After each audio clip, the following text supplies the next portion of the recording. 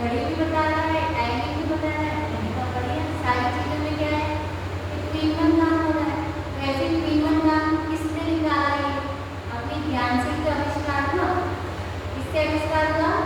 ज्ञान से। ऐसे अपना ज्ञान भी महिमावान। ज्ञान कैसा है? थ्री इन वन हो रहा है ना, कैसा है?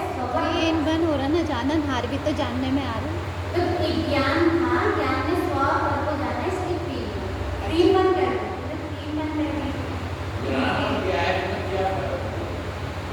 ज्ञान ज्ञान और ज्ञान में ये फर्क हो गया कि जो ज्ञान है वह तो कैसा रहने वाला है कि वह गुण है और गुण की पर्याय होगी, लेकिन जो ज्ञायक है वो अनंत शक्तिमान है। ज्ञान की अपेक्षा उसको ज्ञायक है। जैसे लक्षण की अपेक्षा लक्ष्य कहते हैं, आप तो कहते थे ना अभी कि लक्ष्य करना पड़ेगा, तो जैसे लक्षण की अपेक्षा, ऐसे प्रमाण की अपेक्षा उसको प्रमाता कहते हैं, लक्षण की अपेक्षा लक्ष्य कहते हैं, ज्ञान की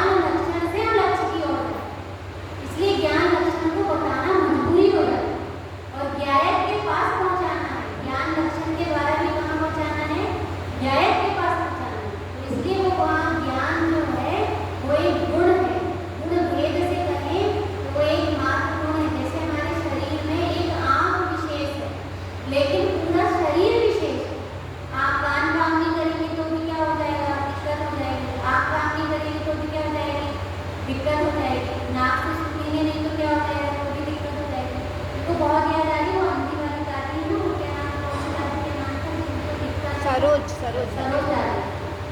3-4 दिन से मेरे को 15 दिन हो गए करीब उनकी बहुत याद आई। ऐसे ऐसे लग रहा था बार बार कि सही में मेरी आँख नहीं हो, मेरे को चप्पल में कीड़ा दिखा तो ये लगा कि मेरी आँख नहीं हो, कौन बताएगा कि यहाँ कीड़ा।